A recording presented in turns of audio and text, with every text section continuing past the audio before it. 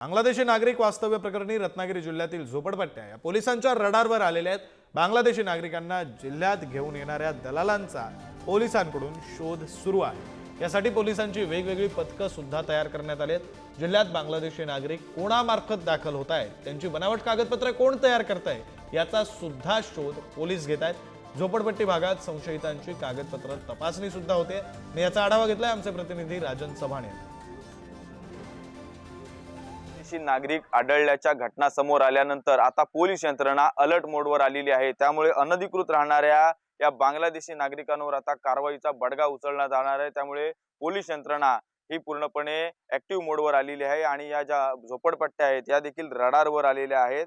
रत्नागिरी जिल्ह्यामध्ये बांगलादेशी नागरिकांना कोण मदत करतंय हे देखील पाहिलं जाणार आहे। त्याला देखील सह आरोपी केलं जाणार आहे। काही दिवसापूर्वी साळी स्टॉप येथे एक महिला ही वास्तव्याला होती। 8 वर्षापासून ती भारतामध्ये वास्तव्याला असल्याचा धक्कादायक प्रकार हा उघडकीस आला होता। त्याचबरोबर रत्नागिरी तालुक्यामध्ये शिरगाव येथे ग्रामपंचायतीमधून सुद्धा एका नागरिकाला बांगलादेशी नागरिकाला जन्मदाखला देण्यात आल्याचा धक्कादायक प्रकार उघडकीस आला होता।